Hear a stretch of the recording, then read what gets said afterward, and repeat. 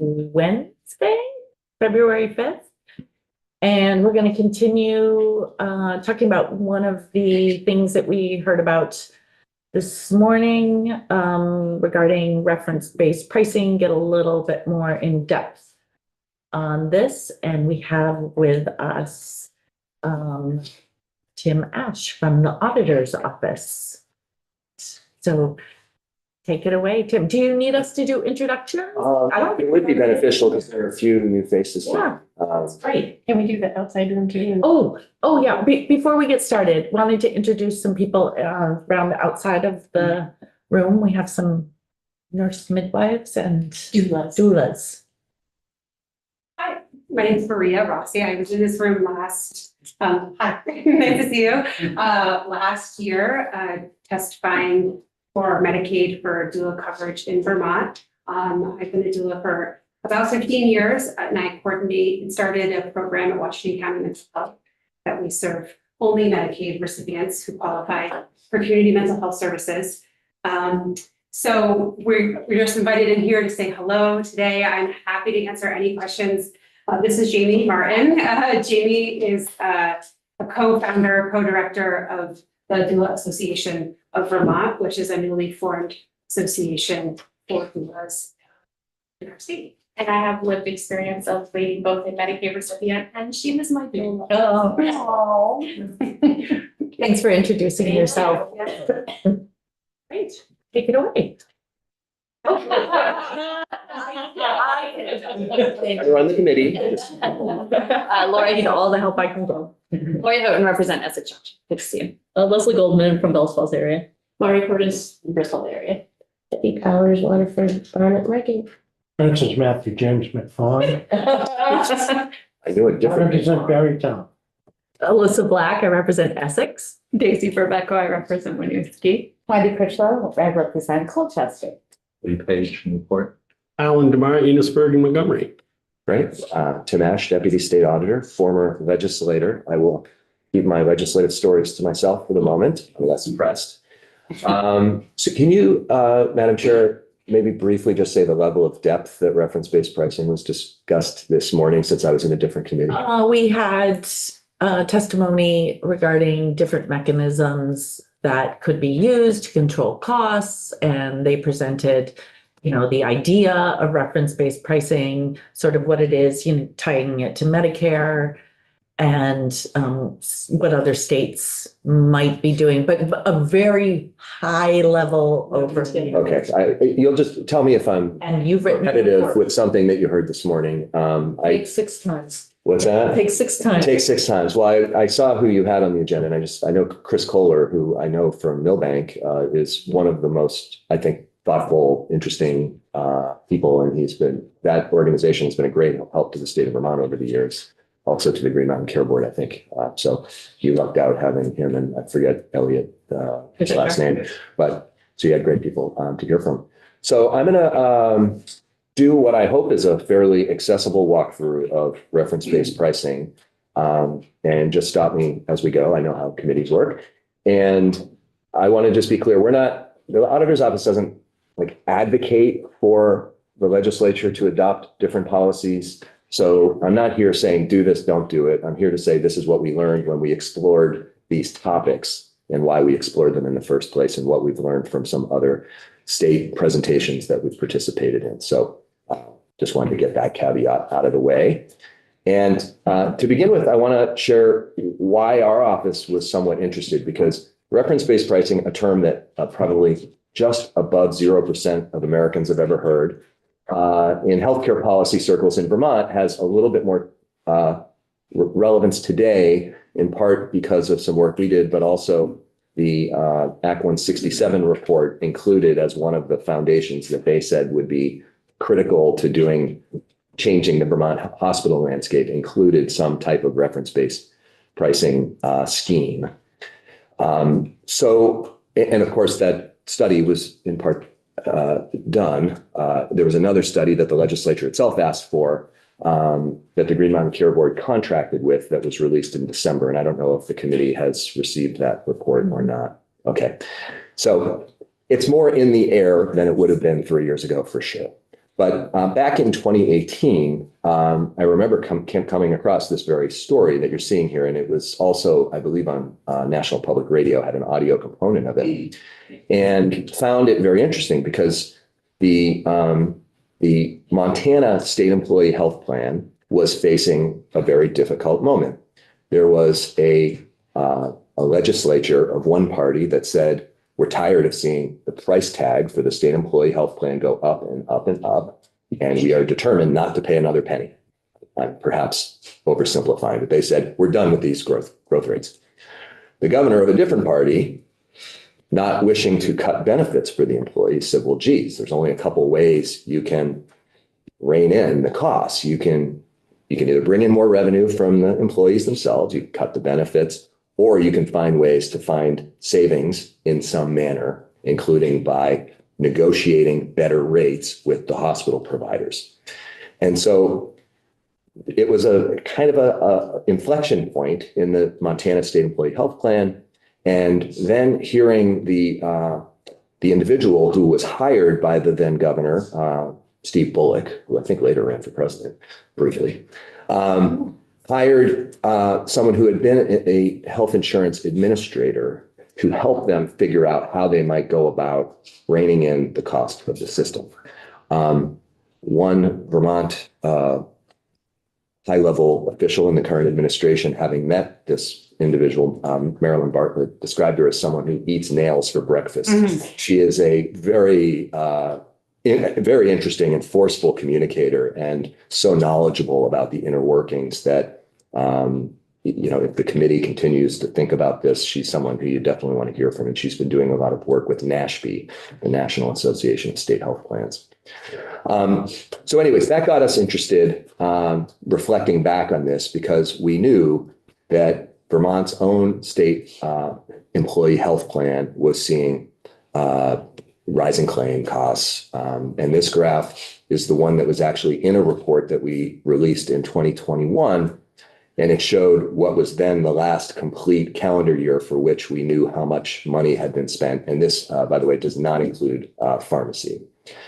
So the price tag was going up. 2019, we saw a little bit of a dip. That was before COVID. Subsequent to that, this shows the next 4 years. And you see that after that slight dip, the cost of the plan just started ratcheting right back up, including the largest ever one-year increase from 22 to 23, hitting almost the 200 million mark, again, without drugs. So 110% increase in about 12 or 13 years, at a time when general fund spending is, constrained, and people are always trying to find opportunities for savings. So that was the sort of context in which we started looking at this. Today, the state employee health plan, and that was our focus, was the state employee health plan. Today, the problem has become much more concerning. And this chart is from a presentation from the commissioners of Human Resources and Finance and Management jointly. Were in front of House Appropriations last week to talk about one of the requests the administration has made in the budget adjustment bill for, I believe, $18.5 million of general fund, in part to cut into what is now a deficit in the fund that represents the state employee health plan. So this chart, like many charts, can look rather clinical and, faceless. But what it's showing is that in the last 4 years, the fund went from having a $60 million surplus, if you will, to a $40 million deficit. So a system that was very healthy, just when we released the report, was sitting on effectively reserves of tens of millions of dollars, is now $40 million in deficit. And as a result, general fund money, which presumably the legislature would love to be spending on other priorities, is going to cut into that deficit. And it's not even going to cut into it halfway. This is on your website, so you can look back at this, but this is the actual annual numbers that are behind that chart. And so you can see that in the June 30, 2021 column, where it says net position beginning, that's that starting point. So when I'm saying there's been $100 million swing, that was the starting point. the negative 39.9 million, that's where things are today. So a very serious swing. And that is also while premiums have been going up. So additional monies have been coming in from state employees and the executive branch budgeting. And that's the percentages you see with the arrows there. That's the annual premium increases that people who are members of the plan were facing. So with 15% last year. Can I just clarify? Yeah. So the chart before this, you showed, the ratcheting up of medical behavioral health claims minus prescriptions, Minus pharmacy. 197. And is the graph you're showing us currently that they are spending 297? That is. Or not this graph, but the next chart. Yeah, so that, and there's a little difference on the years. So the earlier one was calendar years, because that's how Blue Cross Blue Shield, who's the third party administrator, is able to, bucket those things. And then this is the fiscal years. So there's not perfect crossover, but this would include pharmacy. So that would be a difference. So the teachers who last year, I believe, were in front of legislative committees alongside the state employees saying we would like to explore opportunities to try to bring in the costs here for our plans. They've been facing a pretty similar trajectory. This one does include pharmacy. They were able to provide it to us. And you can see this number is also, it's not been as dramatic, the spike, but the actual price tag is quite dramatic, almost my own thing here, but over 300 million. So combined, we're talking well over $500 million now between public teachers and the state employee plan. So the dollars are huge. And it got us, as we thought about how would we explore this in a user-friendly way that would help inform discussions. We kept coming back to all of the work that had been done historically on price variation when people are paying different prices for effectively the same medical service. This chart, which one of our brightest people in our office, who's now lucky for AHS, works for AHS, put together, kind of simplifies it in the most basic terms. But the prices that you see are actual prices that as of 2019 were the types of prices the state employee plan would expect to pay at 3 actual Vermont hospitals. So simple illustration that within this fast growing expense, there are these eccentricities that might be opportunities to think about how to derive some savings. These two are perhaps more detailed ways of expressing what the little man with the bandaged head was telling you on the previous slide. So these are 2 particular medical services, and the amounts associated with each hospital are the median amount that that hospital was paid by the plan, the state employee plan, for that procedure in a particular calendar year that we were looking at. So we didn't take the episode of care that might have been an outlier on either end. We took the median, the one right in the middle, which is roughly reflective of what they usually get paid. As you can see, there's really 2 takeaways from this. One is that you can have 2 state employees in different parts of the state go to different hospitals, and the plan is neutral. It will pay whatever is the price that is on the schedule, and it can be very, very different. You'll also see that it's not like it's not the case that one hospital happens to always be the most expensive and one always is the least expensive. If you look at the report from which this is drawn, you'll find that the hospitals are sort of all over the place when it comes to being relatively expensive compared to the others or relatively inexpensive compared to the others. But as I say, the plan will pay regardless of where you go for the same procedure. So, Representative Quince. I'm assuming that included in the price for both a CAT scan of the chest and an echocardiograph are, for example, the CAT scan of the chest. There's the technologist who performs the CAT scan, and then there's the radiologist who reads it. And for the echocardiogram, there's a sonographer who performs the echo, and then there's a cardiologist who reads it.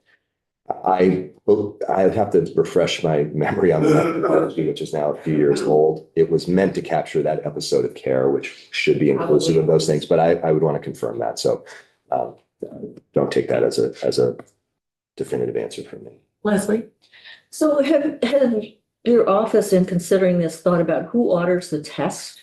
And how, do they have privileges?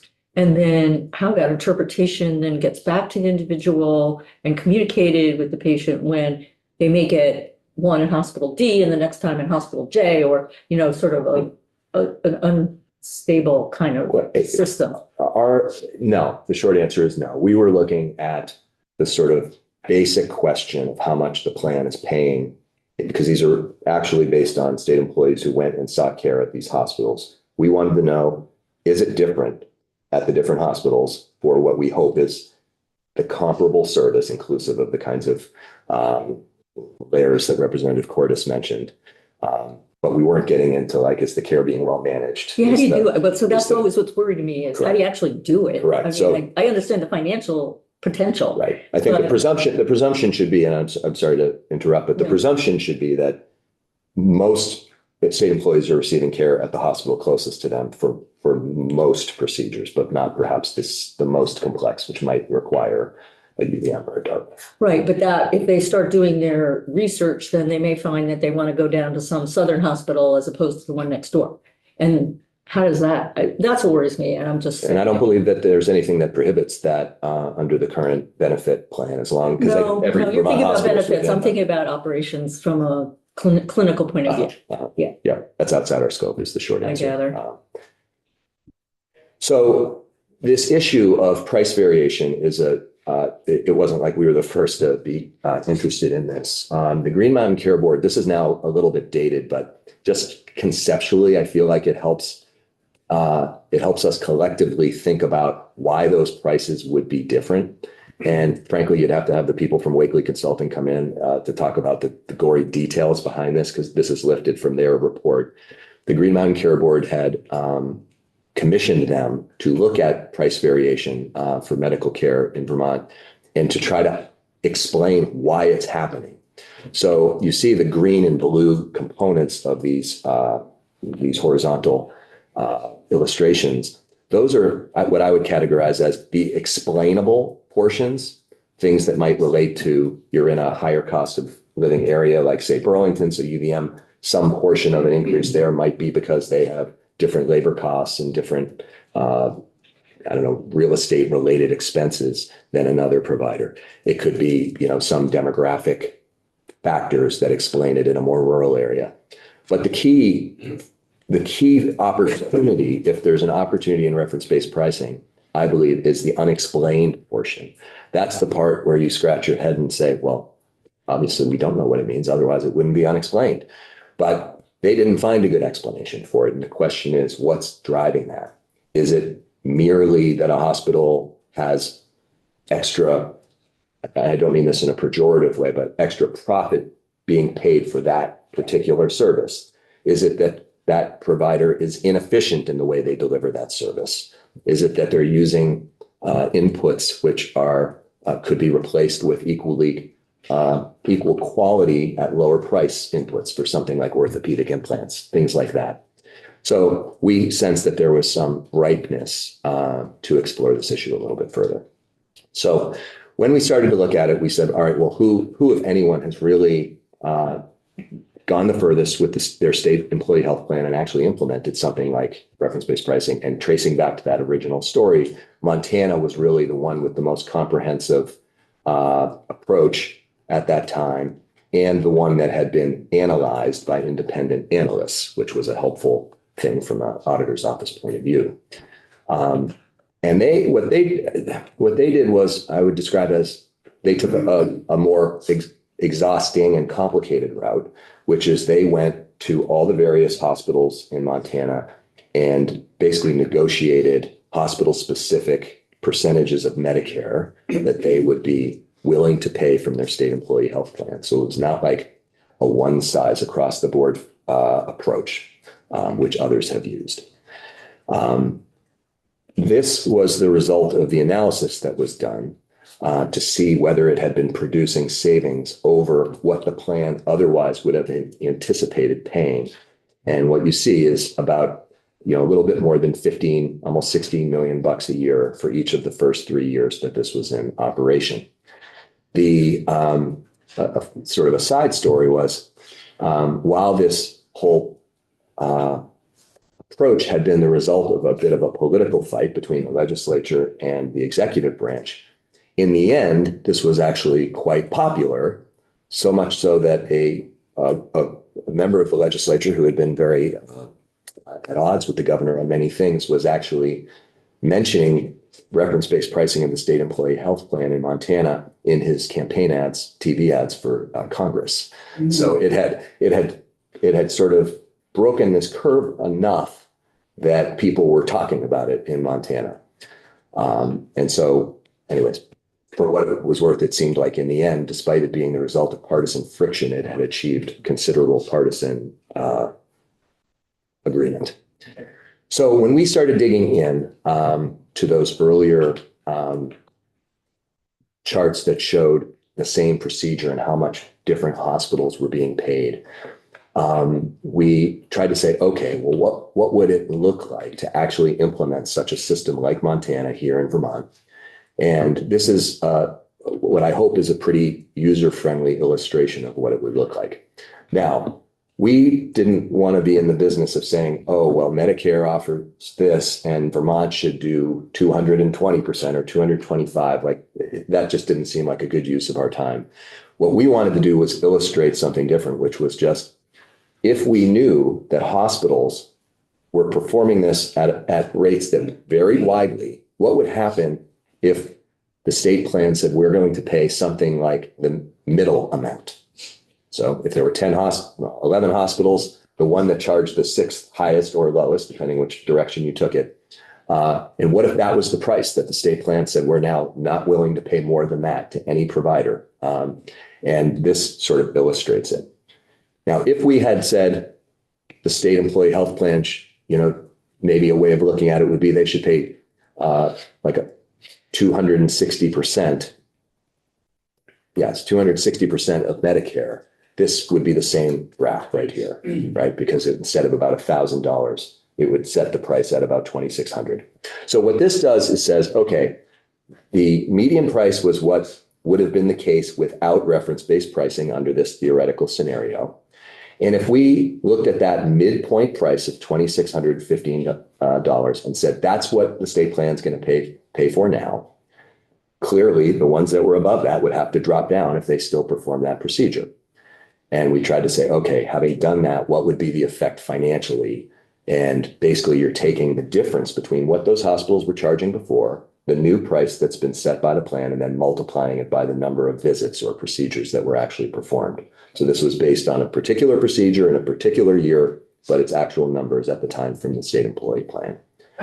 Are you raising the price that the hospitals below are paid? That's a good question, because in Montana, the question was, won't the ones who are below just raise their price to that new one and then cut into what you had hoped for would be some of the savings? In Montana, I believe they were silent on that in the design of their program, but they did not observe that occurring. And when I get to Oregon's experience, I'll mention how they handled that for the same, with the same fear.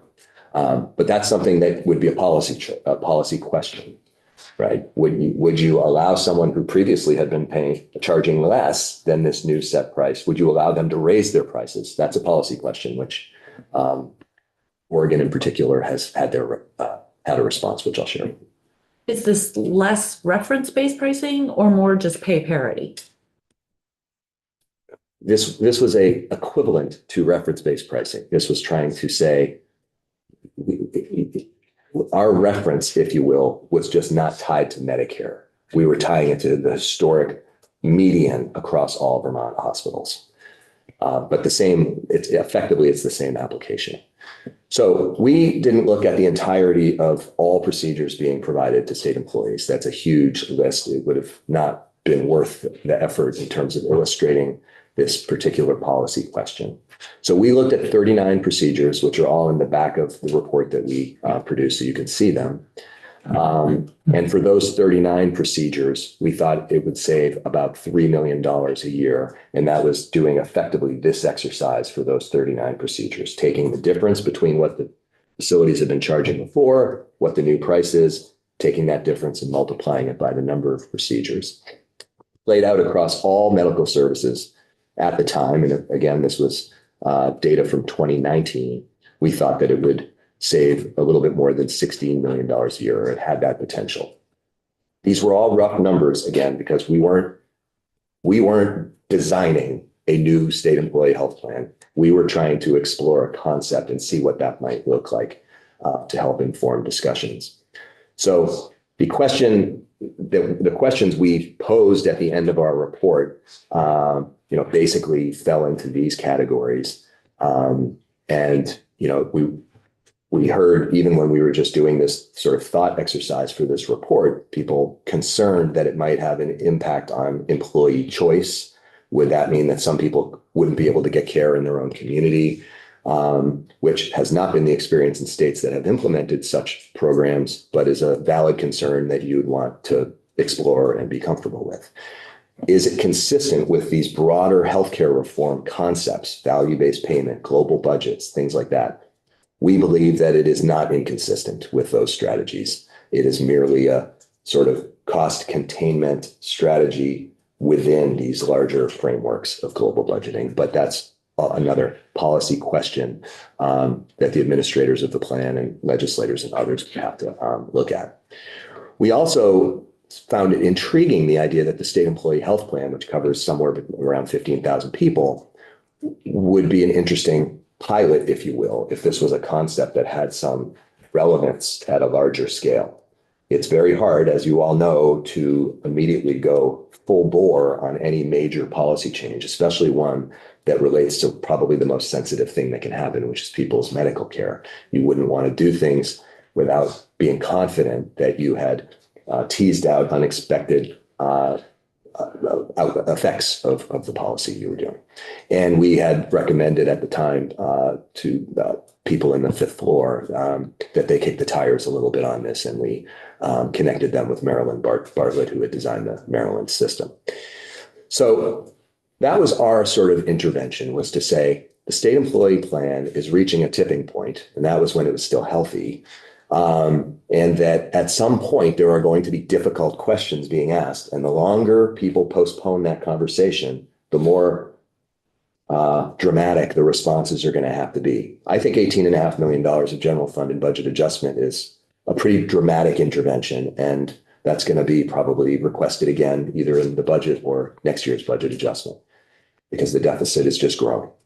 The question of employee benefit levels, I'm sure there will be people saying, well, maybe that's time to reconsider that. Employee premiums, they pay, it's an 80-20 plan right now. All those things are the logical discussion points that come when you have a plan that faces some of these challenges. So I'm going to quickly pivot to Oregon, because Oregon, I think, is the state that has the most experience at this point that's illustrative of the conversations that are happening here in Vermont. So Oregon, unlike Montana, has gone forward with a reference-based pricing plan for both state employees and school districts, and also their state university and college system. But the key being both the state employees and the being asked to admit Brian Sheena. I don't want to exit out. It's his birthday. Do I admit? Yeah. So they included the teachers and their state employees in the pool. So as you can see, it's considerably larger than Vermont's pool of comparable public employees by about 10 times the amount. And it reflects a pretty significant percentage of commercially insured in Oregon, 15%. I think that exceeds what the case would be if we took Vermont's public teachers and public employees and put them together. They had if you went to the Oregon Healthcare Authority's website, you could almost transport yourself to Vermont. They're having all the same discussions that you have in this room and have been having for years. They talk about reforms, sometimes using different terminology, but they're talking about global budgets. They're talking about value-based care. They're talking about all the same themes, and their level of public investment in public health and in healthcare for people with income challenges have been comparable to Vermont. They're in the group of states that are sort of similar. So here you see kind of a little bit of a clunky visual from a presentation that I participated in of their price variation. So basically those blue and yellow squares and all the little circles represent price variation across Oregon's hospitals. And so they had the same kind of,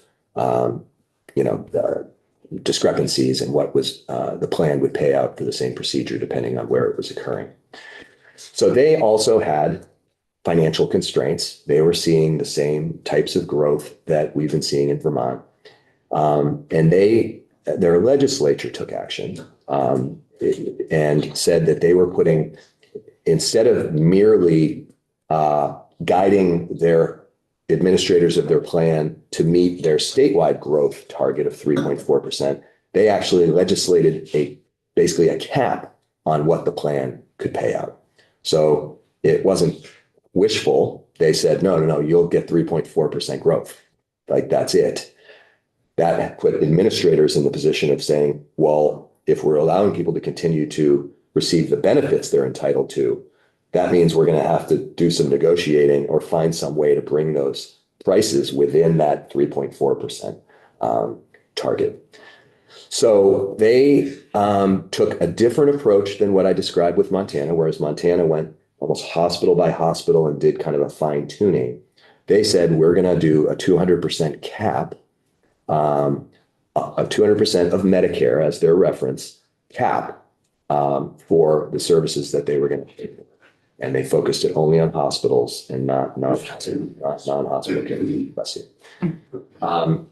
They exempted, as you can see, they exempted 24 out of 62 hospitals in the state. So they exempted basically the equivalent of what we would call critical access hospitals. They presumably, just as if whoever follows me later today, I presume there will be people say, my small hospital can't face this uncertainty, and therefore, please don't do this. I presume that's what happened in their state. And they said the volume and cost associated with those small hospitals is such a small piece of the puzzle. Let's just not even risk this. And they moved on and focused on the larger hospitals. So that's the reason they exempted 24.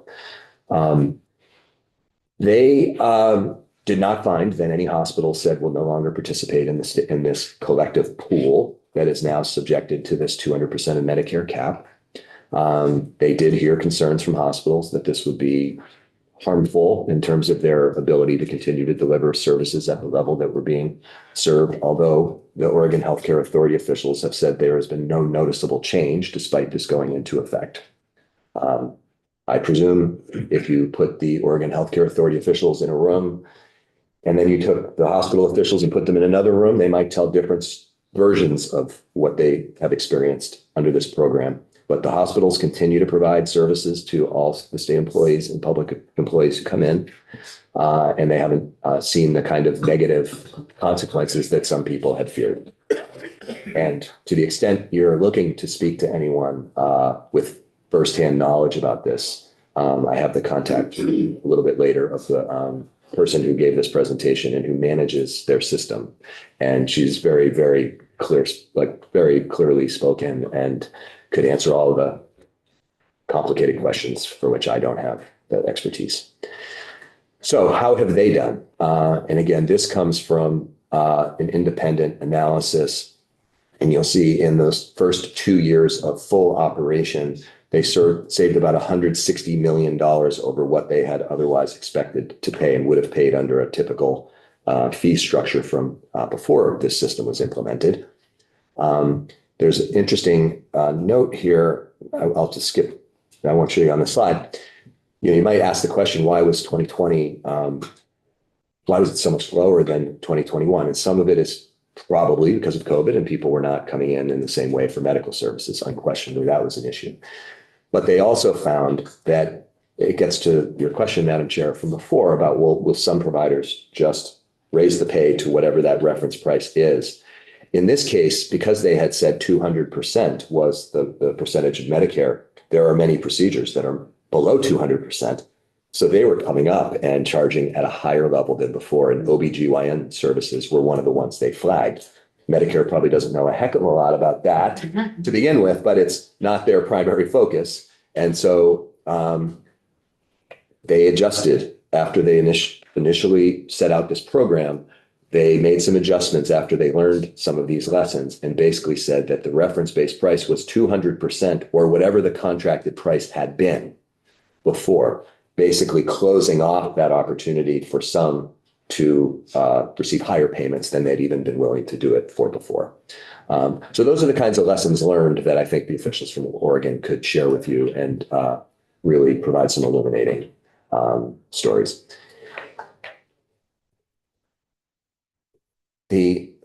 Some of this is so in the weeds that I'm not sure that it's particularly helpful, other than I point out that in the first two dashes under the first bullet, you see what the hospitals that were included in the program, so the ones that remained subject to this new reference-based pricing scheme, what their Medicare percentages were prior to implementing this system.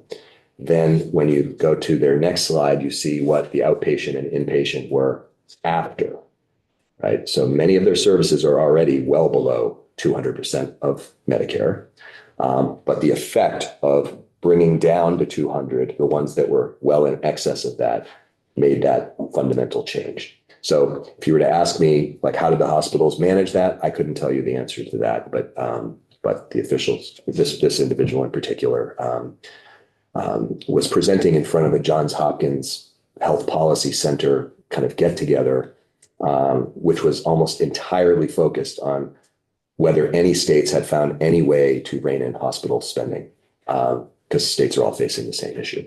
And so Margaret was just really pretty dazzling in terms of her knowledge. So I couldn't recommend her high enough. The other state that is also an interesting one, because they have a reference-based pricing program in place, but are now contemplating doing effectively what Oregon has done, is the state of Washington. So they have reference-based pricing in their Cascade Select program, which is effectively their Vermont Health Connect. And so they, as you can see, they've capped all payments in aggregate at 160% of Medicare. I presume this was to try to keep the plans as inexpensive as possible. And that has been in place now for, I believe, 5 years. So they have a track record and can speak to whether any of the individuals who are on their equivalent to Vermont Health Connect have suffered any access issues as a result, or if they've heard that any providers have been required to make any undesirable changes as a result. But they are now, their healthcare authority, interestingly, they, unlike our Green Mountain Care Board, who's somewhat similar, the Green Mountain Care Board doesn't really propose legislation, though they can advocate for changes that might affect their work. The State Healthcare Authority in Washington, they're actually proposing that statute be changed to adopt something very similar to what Oregon's done. And they're doing it because they are desperately trying to rein in hospital spending. Washington State also is in that bucket of states that are all looking at how to look holistically at healthcare spending. In Washington State, one of the reasons they want to bring down particularly outpatient hospital services, because that's where the biggest savings are likely to occur, is because they believe that mental health and preventive care have been receiving reimbursement rates that are too low. So their proposal is actually to take a substantial portion of the savings and redeploy it back into those other critical interventions, which we know in Vermont, it's the same story. So when I say that this is not conceptually inconsistent with many of the reform efforts, I think Washington's proposal kind of speaks to that better than I can. They're trying to save money on one end where they believe it's inefficient, so they can put it into areas that have been under-resourced for a long time. And then the last slide, this is just on our report, you can pull this up, and it's kind of helpful because the first reaction, I feel like, of many state employees, members of the public, hospital officials will say, well, geez, like, how is this going to affect the hospital near me? Or if I'm a state employee, I might say, well, what if there was a, unintended consequence that was going to restrict my access? And then also to think, well, what if Vermont took the approach these other states have done, where they've tried to inoculate the very smallest, most rural hospitals? How would that affect the potential for savings? Basically, this is a heat map of where Vermont state employees live. So the darker the blue is where the highest concentrations are. And it makes sense that the hospitals are where there are more state employees, but you see and we have the actual raw numbers behind this, but I just felt like this is a very transparent way of communicating how it might look if you were to say critical access hospitals in or out. Like, how would that affect the actual population of state employees? School teachers are obviously a very different story. They're going to be much more, even though there's going to be higher concentrations where the population is, it's going to be far more coverage across the state. And our analysis did not include them. So I have kind of exhausted our limited role at this point in what I've shared with you. What you'll see if you do a deep dive into the report that was done at the legislature's request is they say something, it's kind of a great headline, $400 million of savings in the last 4 years if we had done 200 whatever percent of Medicare. So that comes with certain assumptions that it applied to all hospitals, that it applied to all hospital services. So those are the kinds of things that if and when you dive deeper into this, you would want to be asking some of those questions so that you knew quite what you were getting into, where the potential savings might actually occur, whether there are certain procedures that you want to stay off, keep off limits. But I think that I, as someone who isn't as immersed as the folks around this table anymore in healthcare policy, having listened to the people from Oregon and Washington State, I found that it was really instructive. So I would definitely encourage you to reach out to those practitioners. Thank you. Does anyone have any questions? I have a couple questions. Oh, Daisy. Was the Washington proposal you're referring to, was that to the state Medicaid authority or is it a legislative proposal? It's for the legislature.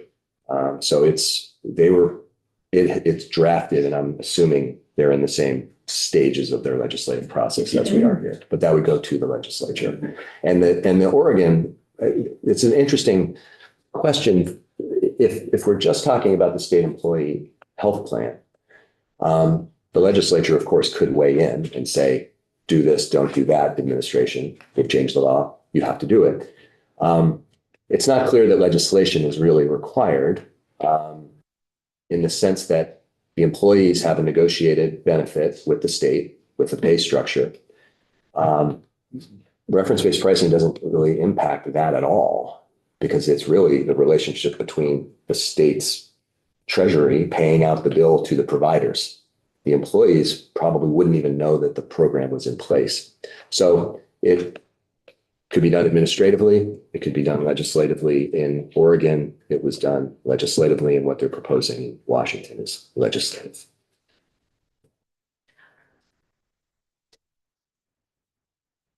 No other questions except me, I guess. Better stories. So no, actually, because back to one of your stories, it is sort of my question. I'm wondering if other states, and you kind of touched on it briefly, but I've been thinking about reference-based pricing more in terms of what we're trying to do around hospital budgets, global budgets. And, the idea that there are certain services that we want in certain areas and others that maybe are more efficient in other areas. So first of all, you talked about labor and delivery or pregnancy care. I think you made a comment which, it gets into the fact that there's values, RVUs, which are assigned to all services, and that sometimes some RVUs are underweighted in a relative value unit. So basically, how much is a service worth? Which ties into how much Medicare pays.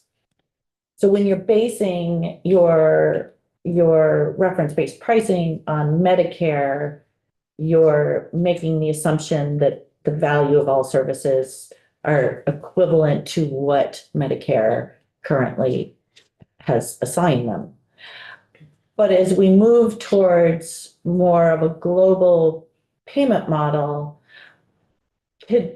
are there states or is there ideas around using reference-based pricing instead to sort of incentivize the areas of our healthcare system that we want to shore up, support, incentivize, and then using it on other services that maybe are being overutilized? Yeah, I know. Difference between, say, primary care, outpatient versus the MRI that you gave an example of. Well, interestingly, there are large private companies, like very, very large corporations who manage their own health insurance. They're self-insured and they're taking action and saying, we're not paying huge prices anymore. Like if you want our business, because we have lots of employees who seek care, you will get paid this price. Like, and they make people sometimes bid to have the right to provide those services. So that's like what a competitive environment would, right? Like they're saying, we can take our business somewhere else. So you'll give us the best price that you're willing to do it for. And that's what we'll then pay you. But we're not going to pay that plus all sorts of unexplained amounts anymore. If, we were, looking to buy clementines and I could buy one from Representative Houghton and it was, $20 for this. And then over here, I'm being charged $10. And I'd say, Representative Houghton, why is it 20? Well, she might say, well, our orange trees are much taller. So we have to have this equipment that takes a little cost to get to them. And I'd say, okay, that's okay. All right, so that's $12 maybe, but what's the next 8? And then we might slowly whittle to a number at which Representative Houghton would still sell me this orange, but it wouldn't be that original 20. We know that hospital care doesn't really work that way in Vermont because we have a system of basically regulated monopolies, but where the price has never really been a major focus of regulators or policymakers. It's been focusing on the kind of top line number in growth. So in a global budget, I'm oversimplifying in my mind, the global budget philosophy is once the hospital is performing the services we want it to perform and we think it's at an efficient price, then we'll give a healthy inflator over time to help cover the increased price of costs. But you would want to make sure that you were truly paying the right price when you start. Otherwise, that inflator includes a lot of that unexplained. It could be that it's just being done inefficiently. It's being done with the wrong inputs and so on. Only by extracting that unjustifiable difference can you free up money to put into the things that your values say have been underpaid. And, I have like a somewhat radical way of looking at this, which is I believe that if you start with the presumption that we pay too much, then the corollary is that we should pay less. But the only way to pay less is a combination of all of the upfront, more coherent primary care and prevention and those strategies, which the legislature should be commended, has focused so much on. But the other way is you find savings where the prices can't really be justified, so you can redeploy those dollars. And it's important that it's not being perceived as a tool that would punish one particular facility, because that's not what it is at all. To use an example, let's say Hospital X, we won't pick a name. Hospital X is the notoriously high-priced hospital across most services, but they also do a lot of primary care. So on the one hand, they may be asked to receive less in payment for some of their specialty services, but then they get some of that money back flowing in through their primary care reimbursement. So it's not a punitive concept. It's meant to be applied to achieve the kind of objectives I think that are motivating this committee in the first place.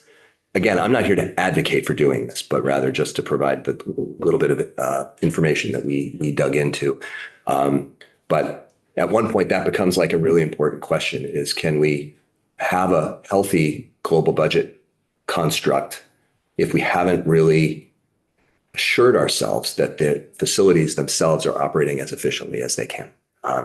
It's different if you're an independent practice where you have to pay the bills or you go out of business. Our hospitals don't experience it quite the same way. And so that efficiency test of being able to do things a little bit more inexpensively hasn't always been the same pressure on some of the facilities that would be likely covered under a program like this.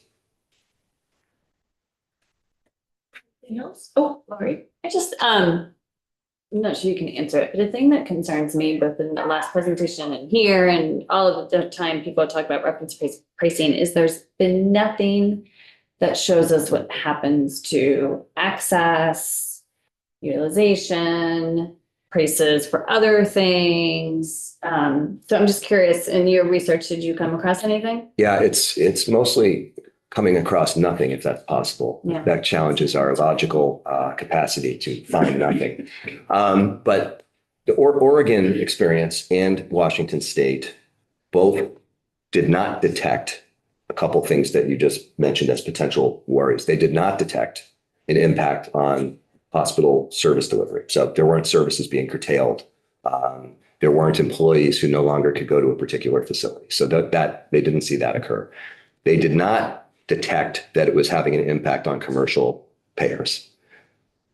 Is it that they didn't detect it, but it's there? That I can't answer, but they didn't detect it. And these are the people who know more about their systems than anybody else.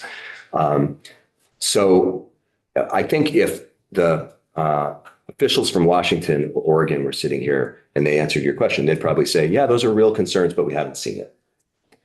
But have they studied it? I guess is my question. That's Like what's. yeah. And I don't know what it means to study it. I mean, they've got, they would hear howls, presumably from the covered people. If they couldn't get care where they'd always received it. Presumably the hospitals themselves, more than just being ideologically opposed, would say, as a result of this, we had to make these changes. They have not reported that those specific things have happened, but I'm the secondhand deliverer of that right now. And of course, all these questions have to be compared with the alternative of doing nothing, which is that care is being challenged right now under the status quo. So it's a, But the other options are out there too. yes, So it's not just- everything is in the mix. So I totally agree. And doing nothing is a risky strategy. And Springfield would be a case in point of what it means to do nothing. And then it's hard to get back to a healthy spot. Thanks. Yeah. Oh, Topper. Oh, let's go to Topper and then Al. I have a quick one. How do payers feel about reference-based pricing? How do they react to that? That's a good question. I think your subsequent witnesses is probably better to speak to. Okay. In the case, but one important distinction, because there's the what if the whole state did it and how it would affect all the payers. And then there's the what if it was the state employees or the state employees and public teachers. Those are, in the case of the state employees, Blue Cross is the third-party administrator. So they kind of do what they're contracted to do, work with the state on what's reasonable, I presume. And then VHI manages the public teacher system and in a self-insured pool as well. So they're a little different than, like Blue Cross or MVP as a general commercial payer, but I'm pretty sure you'll hear from someone more expert than me. I was just Not notified. looking at our Not looking at agenda. the agenda. Alan. Thank you for your answer. You're a new legislator, so you're learning the ropes. How does that agenda work again? Glasses, I think. What's the cost of overseeing this and who implements all this stuff? So the state employee plan is managed by DHR. They have a relatively small team who oversee the plan today. They basically delegate out the actual management and all the billing and all the other to Blue Cross Blue Shield, and you'll hear from Sarah, I think.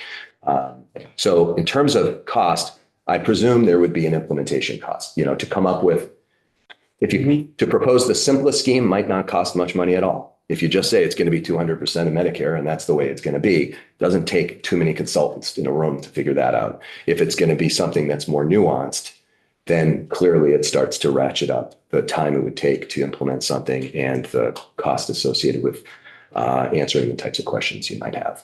The teachers plan, VHI would be the equivalent. They have a long history of aggressively managing their program. And so I don't know that they would need more people on an ongoing basis, but they might have the same kind of upfront expense. Leslie? It's just an announcement, not a question. Erin, our intern, did a summary of the Green Mountain Care Board reference-based pricing report that she sent to everybody. Just a reminder that it's somewhere in your email. And if you need it again, let me know. Right. Well, thank you. Thank you. Very for being helpful. here. Very helpful. I don't know about my Clementine example, but work with what materials I had. Yeah, with what you've got. We're scheduled for a break, but how does everyone feel about this hour and on the road?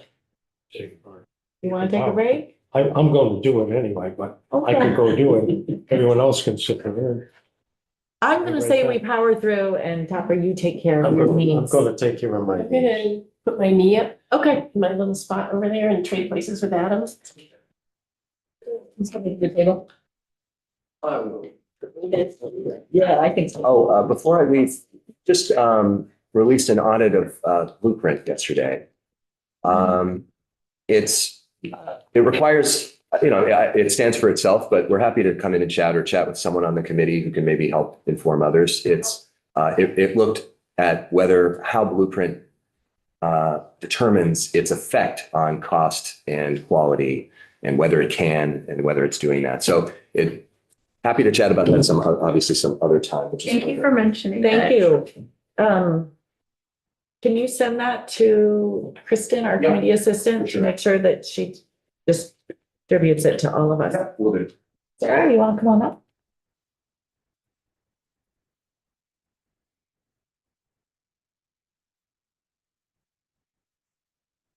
Good afternoon.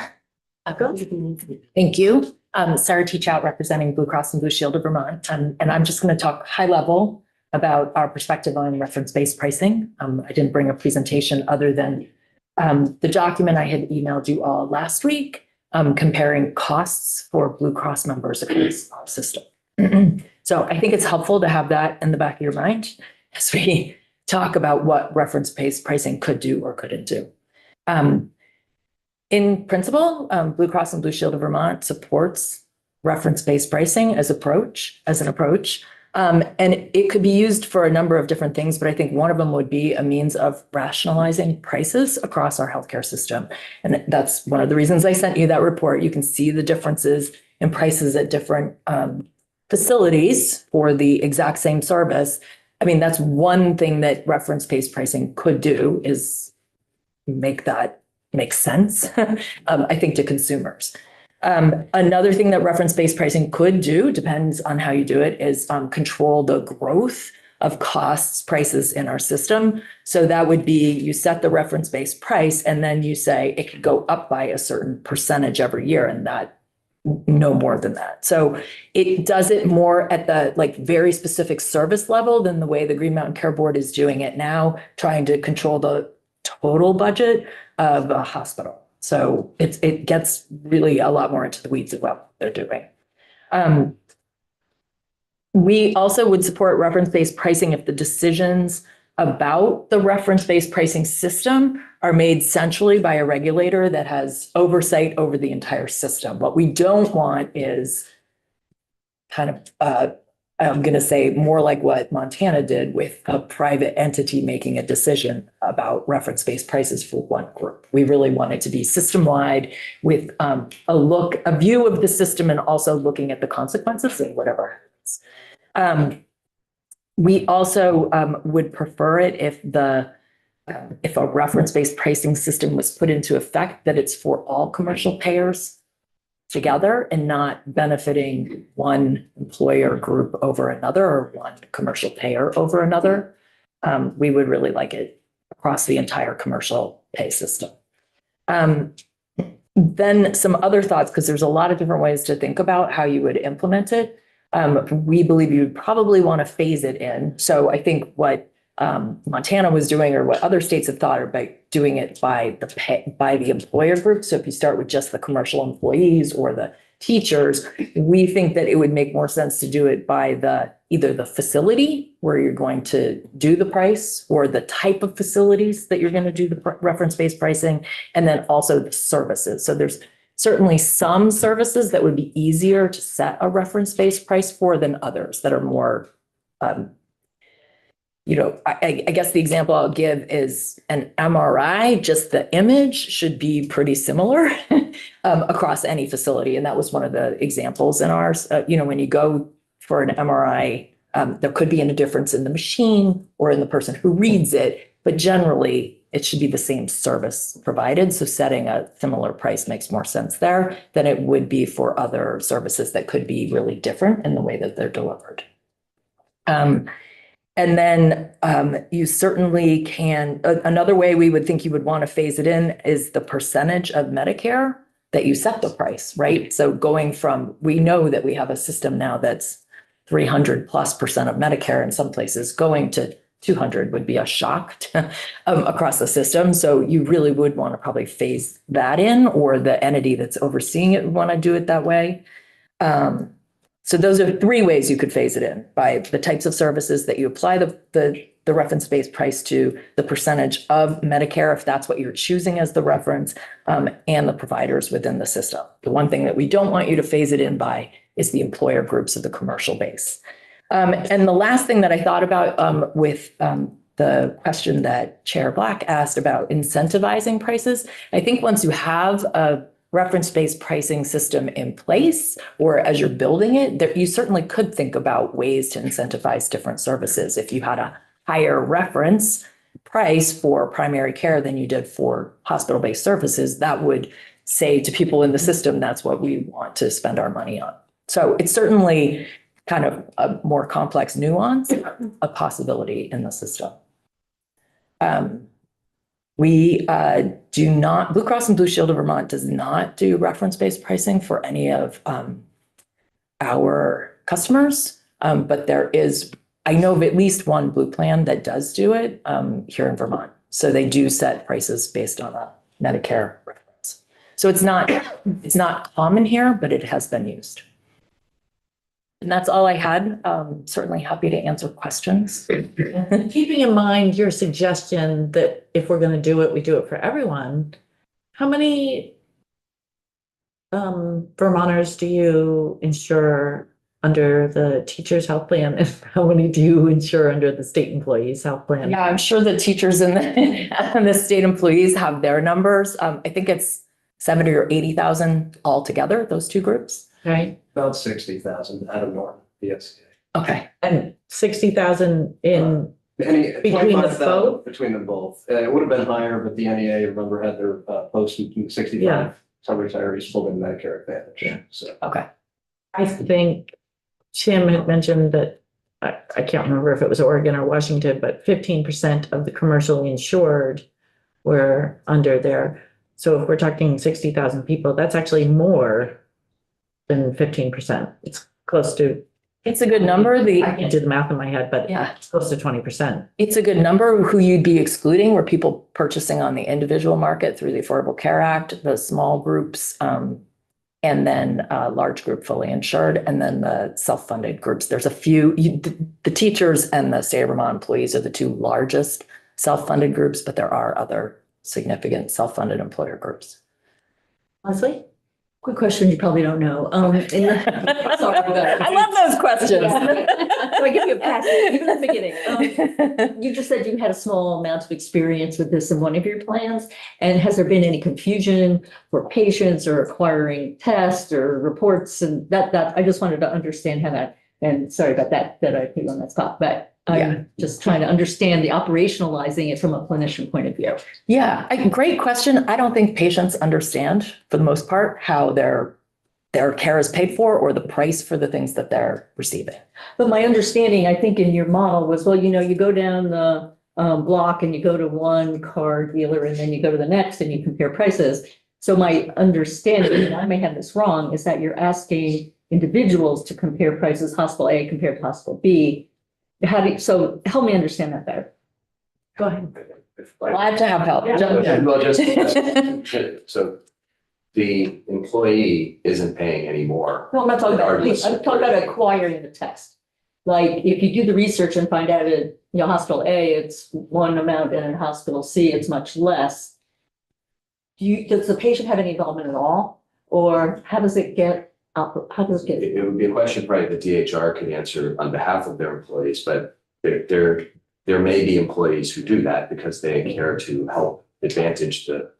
I thought that's what you were Employee asking plan. employees to do by your metaphor, but maybe I misunderstood. No, I was really saying that the employee is sort of inoculated against all of those price variations. It's the plan that's the one that's willing to pay no matter where the individual chooses to go, as long as it's a covered service. Is the plan going to suggest you go to A rather than B? So traditionally, that's not what we do. I think the system we have now is doing that to patients. Mhm. We have a system now where the prices that you pay or that your plan pays for your care really doesn't make a lot of sense. And most patients don't understand. I think we put the tools out there for people who want to make a choice of where they go based on price, knowing that some people have very high deductibles and some people are really price sensitive. But the vast majority of our members don't use those to make any decision at all about where they're going to seek care. So you're not imagining that. So this would make it so, and a chest MRI is the exact same price wherever you No, go. I understand that. I understand that endpoint. I'm trying to understand it from what the system is expecting of patients. That's what I'm trying to understand. Just to follow up on sort of the price transparency, I mean, every hospital has a price transparency tool. Roll my eyes out, which I'm probably going to. But what is Blue Cross Shield doing now regarding allowing people? I mean, I realize how complicated it is, but So we're required by law to have a price transparency tool. Our tool has actually been down. So it's not working right now, but it'll be back up next month. And so it's for members only. You can go in, but it's complicated because, it doesn't use the codes. It just says, I'm going to have X. So if your X is really simple, I'm going to have a mammogram, and it probably is a good comparison, and it shows you what that would cost at whatever hospital you choose or private facility. So it has all of the ones in there and you could pick it. If what you're doing is more complicated or, you being delivered other services, it's really hard for you to compare it. It doesn't work. It's not, we know how many people use it. It's very, very seldom used. and I understand the complexity of it. So, any other questions for Sarah? All right, thank you. Thank you. Adam, want to come on up? And I don't think we've had you in here, so if you want to introduce yourself to all of us. Hello, committee. For the record, Adam Norton, Vermont State Employees Association Strategic Analyst, as well as the VSEA staff representative to the Benefits Advisory Committee, which is the contractual and also maybe statutory committee that analyzes the health plan, monitors it, and does policy changes, not cost sharing or plan design stuff so much as different policy stuff. You could look at aggregated payments, you could study reference-based pricing, stuff like that. We take a look at for the state employees with our colleagues at DHR. So I was going to do a lot of context for the discussion about what was facing the state employee health plan. Fortunately, Senator Ash here, Deputy Auditor, did a fantastic job of demonstrating the crisis the state employee health plan is in. $100 million swing was referenced. That is correct, although I think we closed out 24 in a slightly better position than that graph showed in July of 24. But there was a $90 million swing, and it's mostly attributable to increased costs for hospital services. Now, there was a little post-COVID bump in utilization, as well as an increase in the mix of services. Some folks came out of COVID, they weren't able to get care during COVID, and they needed more, comprehensive care as a result. But I presented the committee with a slide to demonstrate the issue. And what that slide shows is the outpatient costs from 2022 to 2023. The slide's from Blue Cross Blue Shield. Thank you. And that outpatient cost is up 18%, while overall utilization is up 1%. So while the slide does show that there has been some increase in the mix of services, some more high-cost services, the leading driver here of the $16 million increase year over year was just paying more for the same services. As this relates to my other work, half the year I spend with you all, the other half of the year I spend negotiating collective bargaining agreements with the state of Vermont. Healthcare premium increases like this are not only unsustainable for the taxpayer and our members who pay 20% of the premium, but they're nearly impossible to negotiate around. Not only are you trying to negotiate a cost of living adjustment that can meet that expense. And I think last year we had the biggest COLA since 1992. More than half of it for most state employees was eaten up by the 15% increase in premiums. That doesn't leave much else for groceries, property taxes, rent, et cetera. But beyond that, it contributes to the state's inability to pay competitive wages. We have record vacancies across state government now, particularly in corrections and mental health. But we have over double the vacancies we did 8 years ago, almost double now. It's come down a little bit, but it's really hard for the state to offer the wage increases that they might otherwise be able to offer with such bloated healthcare costs that are driving up these premiums, and state employees value and love their healthcare plan, and we don't want to lose it, which is why VSEA here is here to humbly ask that you implement a pilot of reference-based pricing for us this year. Reference-based pricing, and we've been meeting with the folks at Brown University, Montana, Oregon for the past 2 years. We worked with the GMCB on the study for the past few months. They did incredible work, by the way, great people. Reference-based pricing is the only reform we can point to that can have immediate effect, and whether you scale it in and what the reference points are. Obviously, there's a lot of nuance to be discussed, but it's the only reform we see out there that's able to contain hospital costs, and we can do it regardless of what happens in Washington, regardless of what happens with the AHEAD model. And we can do it now. So I will leave a lot more testimony to folks a lot more articulate than me in the technicalities of reference-based pricing. But based on VSEA's observations, this is our best shot for controlling hospital costs. And as you've seen with our health plan, we really need it now. We don't have the luxury of time. Thank you. Questions? Leslie?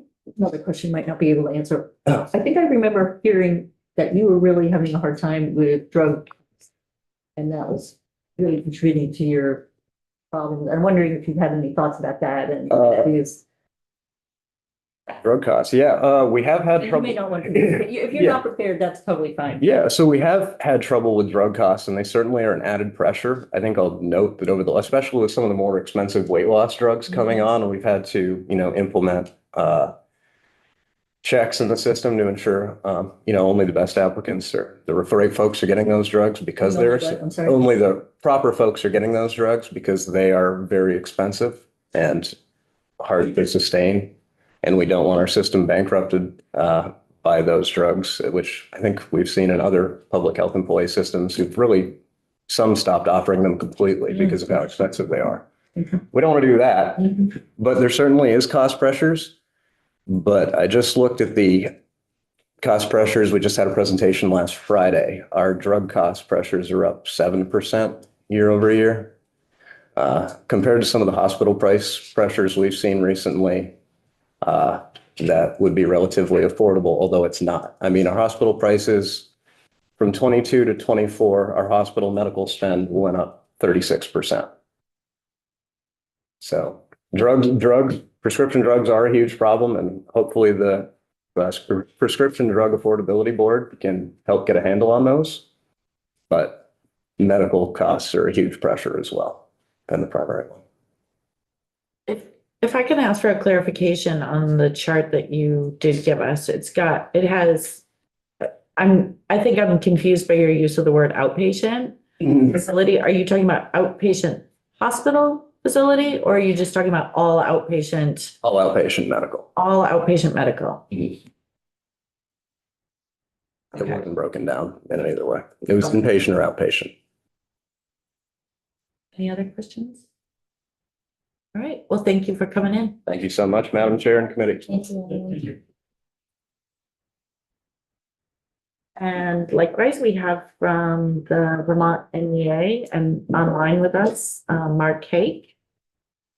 Hi, Mark. How are you? Hi, good afternoon. My apologies for not being there in person. Another work meeting blocked that possibility, but it's still a pleasure to be here with you today. As you heard, my name is Mark Hage. I'm the Director of Benefit Programs at the Vermont National Education Association. I am also the longest serving trust administrator for the Vermont Education Health Initiative, VHI for short. That's a self-insured pool of approximately 35,000 covered lives, active and retired school employees, and their eligible dependents. I'm testifying today, to be clear, exclusively in my capacity as a Vermont NEA staffer, but I will be making reference to VHI data to illuminate certain points. So let me begin, and my colleague Adam Norton did a beautiful job sort of setting the table.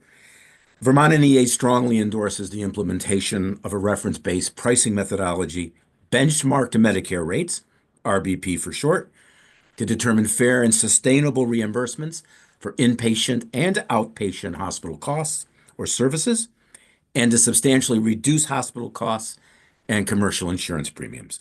And there is ample evidence in national research and from the experiences of other states that prove that RBP is fair, it is empirically grounded, and it can indeed dramatically lower costs without compromising access to high-quality hospital care. So first, to demystify RBP somewhat, it's a methodology for determining an objective value for hospital services and products using Medicare prices as the reference point. So in the context of RBP, an insurance carrier or a self-insured pool like VHI, for example, or even a state government can set an established rate of reimbursement that represents commonly a multiple of the value that Medicare sets for hospital services. In other words, think of reference-based pricing as a Medicare plus system of reimbursement. Now, why do we benchmark to Medicare? Medicare is a national system, and it's not only the largest healthcare payer in the United States, it's the largest healthcare payer in the world. And we know how Medicare reimbursements are calculated. It's a very transparent system. They are intended to be fair, and they're also adjusted for a host of factors that are outside a hospital's control. Wage rates, for example, case mix severity, outlier and transfer cases, teaching intensity, interest expenses, etc. And the Medicare Payment Advisory Commission, MedPAC, is an invaluable source of data and information and a good steward of public money. MedPAC research, in fact, shows that efficient hospitals can break even or even make money on Medicare rates. The Vermont Healthcare 9/11 Coalition, which Vermont NEA is a member of, will be speaking to this point in the future. And finally, the Medicare cost reports provide hospital-level data and are the only national public source of hospital costs. For all those reasons, benchmarking to Medicare makes eminent good sense. In fact, if I were to say to this committee, I'd like you to design a reimbursement system for the United States, for our national healthcare system. If we were to have that conversation, where would we begin to look for guidance about how to reimburse our hospitals at the national level? We'd begin with Medicare for the reasons that I've cited. Where has RBP been implemented? Well, in one form or another, it's now operable in several states, including Montana, Oregon, Colorado, Washington, North Carolina, South Dakota, and Oklahoma. It will be implemented in Nevada in 2026. It is being studied in other states for possible implementation. And for the reasons that Adam has commented on, quite simply, hospital prices are the main driver of healthcare costs and commercial insurance premiums. And as alluded to in some of the back and forth with Adam, the questions, certainly prescription costs are a decisive factor, but where the rubber is hitting the road the hardest for us right now with respect to controlling costs and making healthcare affordable is with hospital prices. So let me put this in a VHI context for you. And again, this is data that's in the public record. My colleague at VHI, Bobby Jo Sauls, and I have spoken to this at other committees. Hospital costs for VHI presently account for 55% of our total spend. The recent Green Mountain Care Board RBP analysis shows that VHI, and remember, our costs impact every school district, every school employee, and thus every taxpayer. That Green Mountain Care Board RBP analysis showed us, just looking at VHI's numbers, between 2018, when the study began, through the first 3 quarters of 2023, data was not available for that 4th quarter of that year. We were paying, on average, to our hospitals 301% of what Medicare reimburses. More than 3 times what Medicare reimburses. In 2022, that number was 316%.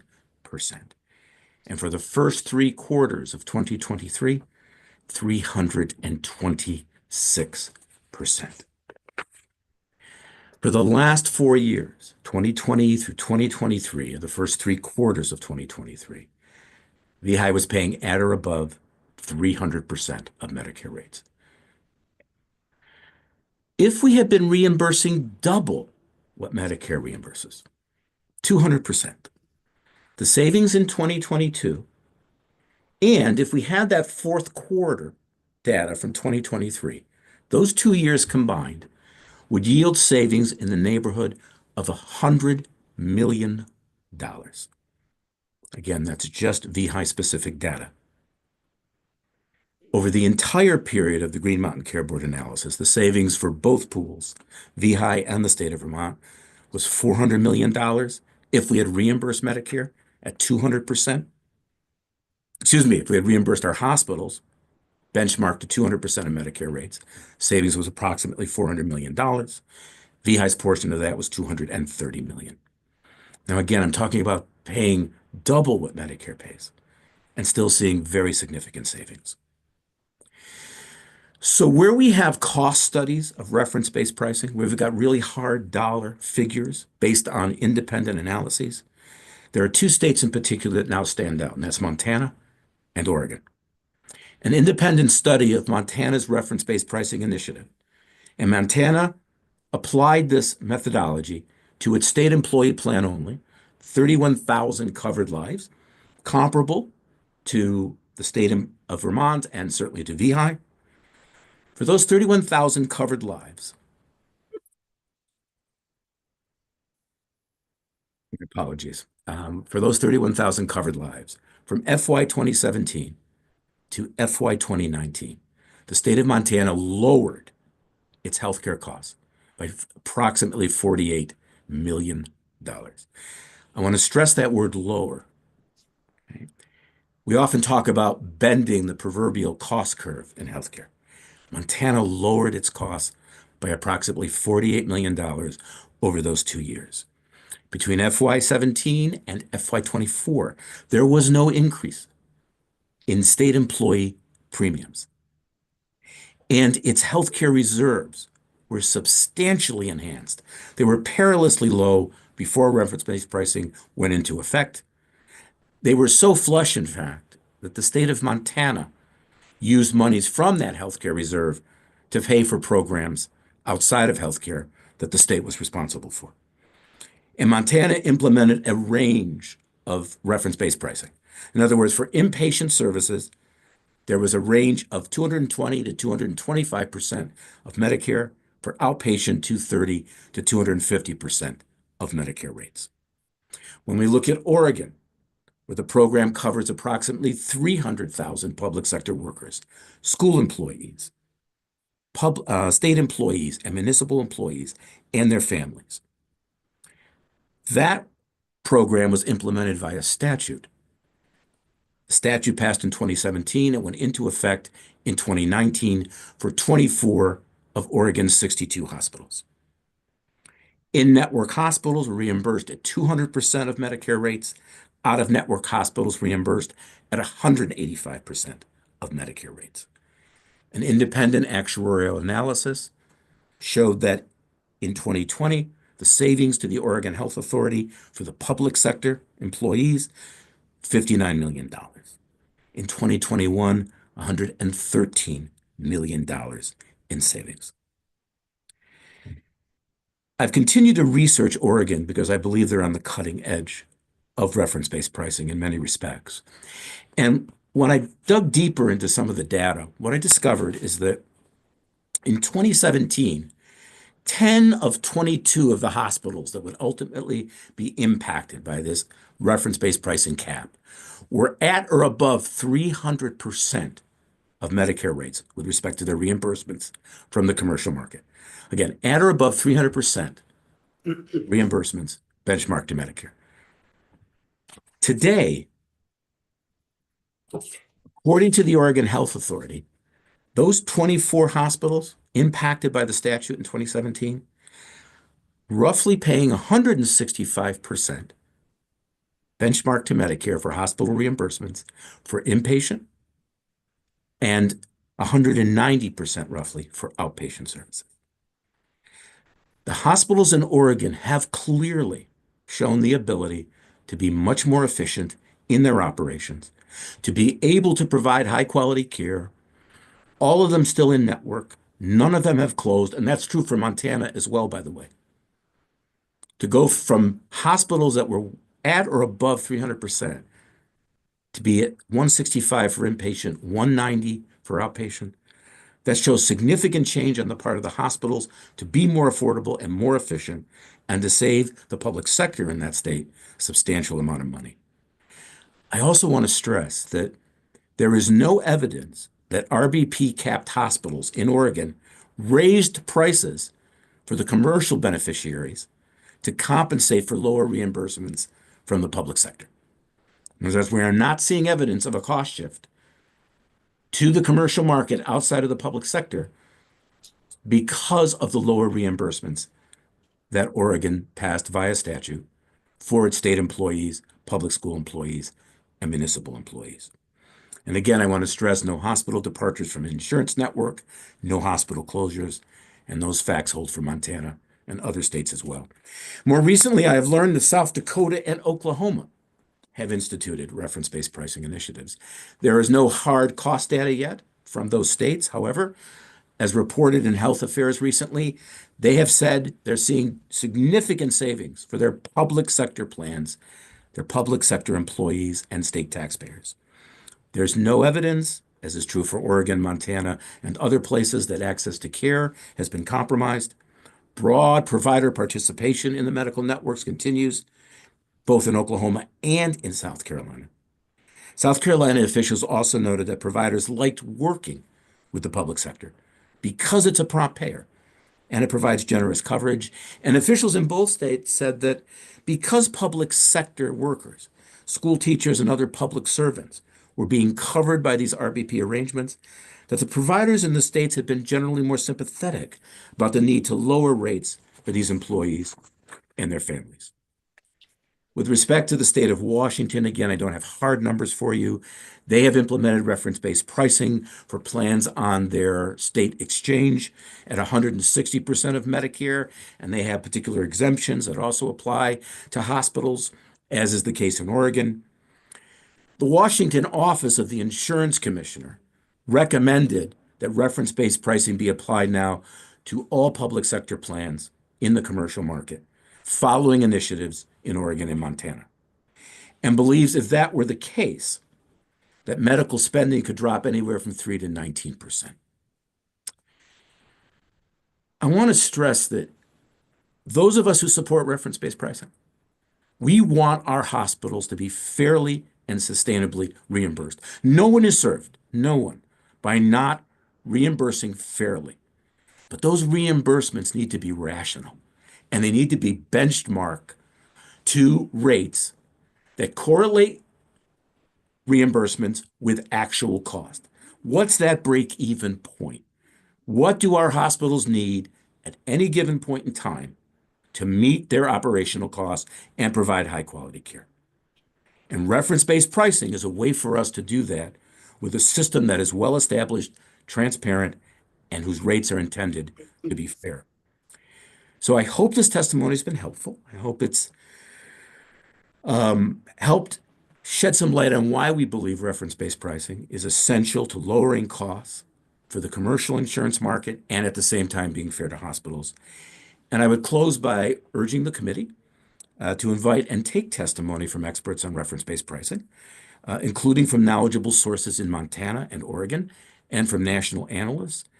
And I'd be happy to assist you in facilitating introductions to these individuals so that you can hear firsthand about how and why they moved to reference-based pricing and why it's been so successful in their respective states. Thank you. Thank you, Mark. I think Brian has a question. Yeah, I don't know if anyone else asked this earlier today because I have brain fog right now. But if they did, you can give your answer. And if they didn't, then I'm glad I thought of it now. Which is in Montana and Oregon, did it impact the cost for other plans when they implemented reference-based pricing for specific plan for one class of plans? I've asked that question both of experts in Montana and also the Oregon Health Authority. There is no evidence in my conversations with them, and I haven't found it in any written research, that shows that by virtue of setting reference-based pricing for the public sector, for example, as a first step, that led to a cost shift, higher costs for the commercial insurance products for those employers or employees who were not part of the public sector. We've not seen that kind of cost shift as a compensation measure by hospitals. In fact, when I asked that question in Oregon, and they said, we aren't seeing that. We don't have evidence of that. I said, well, what do you think explains it? And they said, well, we're paying double what Medicare pays. And the research from the, as I said, from the Medicare Payment Advisory Commission shows that hospitals can break even and even make money on Medicare rates, not Medicare Plus, just Medicare rates. So an RBP formula that is Medicare Plus should be sufficient to meet those costs and again, to encourage greater efficiencies by the hospitals subject to them. And to be clear, while I certainly believe that we should see RBP in the public sector, I also believe it's essential for the commercial insurance market. I see no compelling reason why we wouldn't move to it in the commercial insurance sector as well. And I anticipate that the Green Mountain Care Board is going to be having that conversation when hospital budgets come around again. Brian? Yeah, I think that. Yeah, I think the follow-up, I think you sort of mostly just answered it, which because I was going to ask why not just do it for everyone at once if it works? Why roll it out slowly? I know that there's people might argue that, in any change to a big system, you want to move slow, but federally, we're seeing such massive changes to systems right now, throwing everything into chaos that why not join in and just jump to reference-based pricing for everyone? Like, is there any reason why we wouldn't want to just do that? I don't see any reason why, as I said, it shouldn't be applied to the commercial market. The question of timing, how that is done, what the Green Mountain Care Board needs data-wise and procedurally to move in that direction, those are questions they can answer better than myself. But what's interesting about the other states is that they saw a compelling need, and Adam spoke to this when he referenced the situation in his pool, and I will say the same for our pool.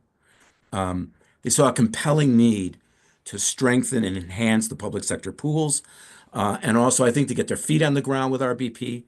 So again, I think the public sector can be a very important starting point in this effort.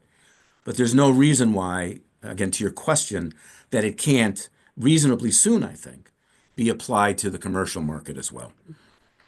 But we have really good examples of where it's working in the public sector in several other states.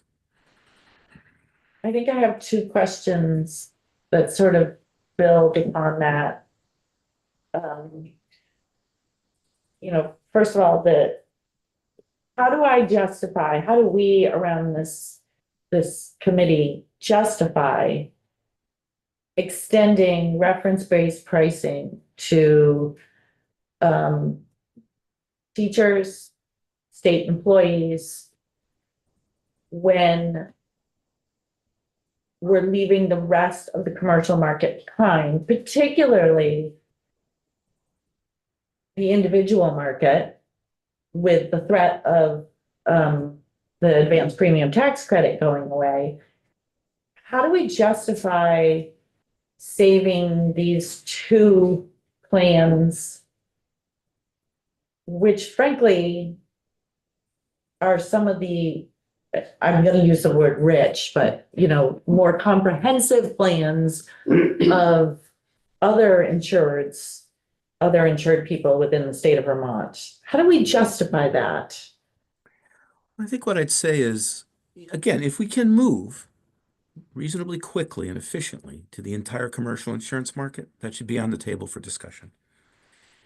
With respect to VHI, the state employees plan, and certainly municipals employees could also be part of this conversation and should be. We're talking about healthcare plans that impact every single Vermonter and every single taxpayer. So bringing relief to those plans immediately and laying a foundation for moving to RBP for the rest of the commercial market has a direct financial impact on all Vermonters. And again, it gives us an opportunity to establish a strong foundation for expanding RBP to the rest of the commercial market as quickly as we can do so. And I think my follow-up to that is, as much evidence, which, it's very clear. If you move to reference-based pricing, you're going to save money. It's just a numbers thing. And I know we've heard evidence that it hasn't affected, hospitals necessarily, that they have found greater efficiencies. But I'm wondering if Montana, Oregon, Washington, all the other states that have been named, I'm wondering if they were looking at almost 3/4 of their hospitals in imminent threat of closure in the next couple of years, because that's what we're looking at. And so, we have to weigh, yes, is it better for ratepayers? Will it save money on the system? But still, what do I tell that hospital that's already operating at a negative 3% margin? Sorry, be more efficient? Or your community loses their hospital. Well, certainly we don't want to see any community lose its hospital.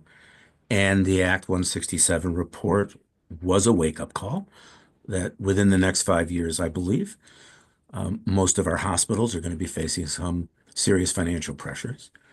But the report was also clear that if certain reform measures are implemented, those hospitals can operate sustainably. And I believe that reference-based pricing will allow them to do that.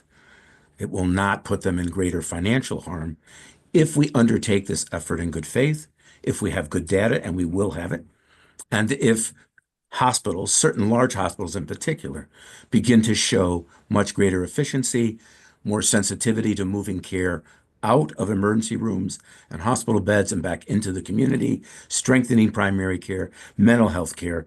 It's a number of measures that need to be taken in addition to certain kinds of rate setting.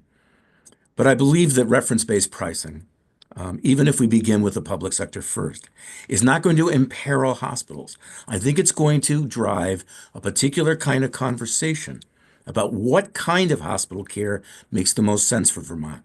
What is most cost effective? What's best for quality of care? How do we better integrate hospital and primary care services broadly defined? I see this all as sort of a piece. I don't believe reference-based pricing, as I've seen in other states, has imperiled the hospital system. Quite the opposite is the case. And they all began with a public sector approach. And if there's a way to do it with a commercial market, if we can begin to move in a rational and expedited way toward that, we certainly support that. But we're also looking right now, how do we bring real financial relief to taxpayers? And reference-based pricing, most immediately with healthcare costs, is a way to do that. Thank you, Mark. Thanks for Thank you. joining us. Thank you. All right, I think we're gonna finish. Just a reminder that we will be back here 15 minutes after the floor. Actually, can we say 10 minutes? Which means 15. Wow. But say 10 minutes.